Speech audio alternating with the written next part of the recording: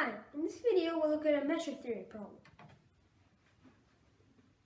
This is a problem. Let f be a function in L1 of r, and also let big F of t be the integral over all r of f of x times cosine of tx dx. Then prove that 1. F of t is continuous, 2. The limit of f of t when t goes to infinity is equal to 0.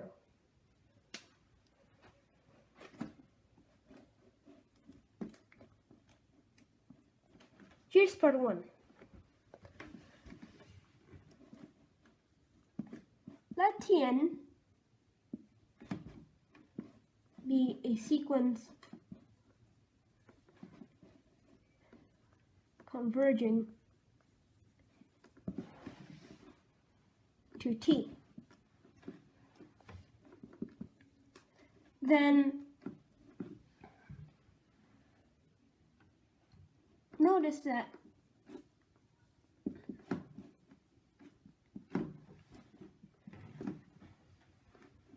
f of x times cosine of Tn x, the modulus of that is always less than or equal to the modulus of f of x, which is in L1 for all n. So by dominant convergence theorem, DCT, we have that f of Tn is equal to the integral over all r of f of x times cosine of Tn x dx.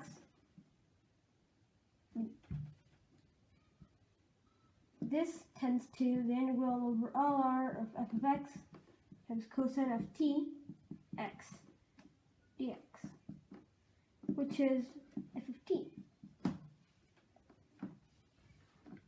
So f is continuous.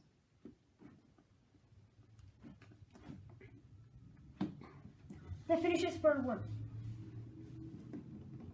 Here's part 2. We'll prove this for simple functions.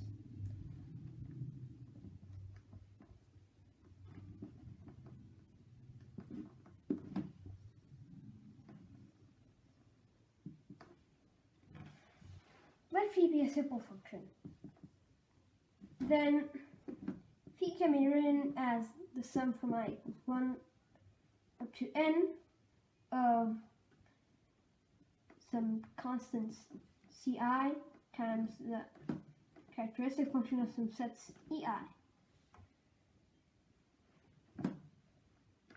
So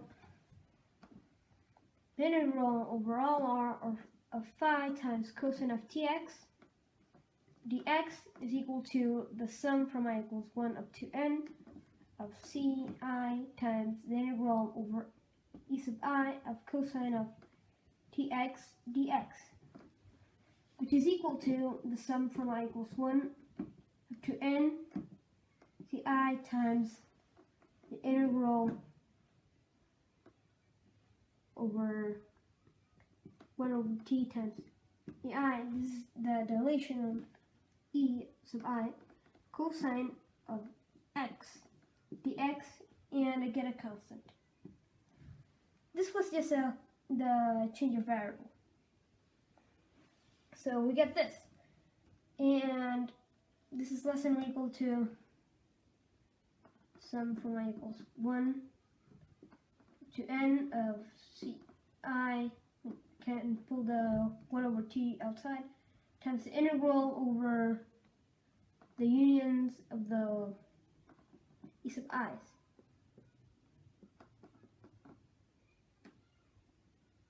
of cosine of x dx.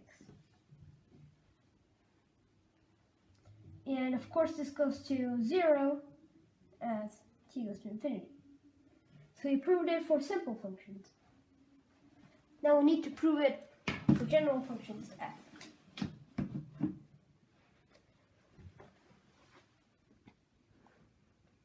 Let f be any function in L1.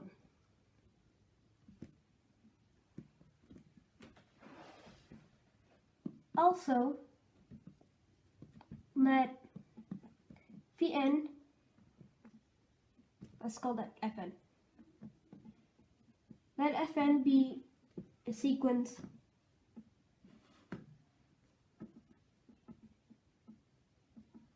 of simple functions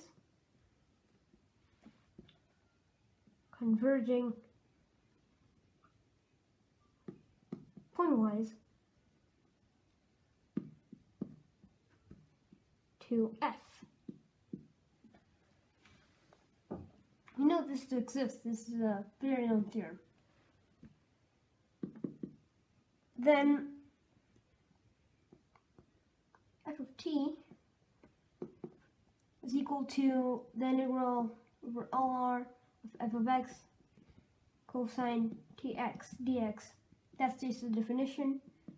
This is equal to the integral over r of f minus fn times cosine tx dx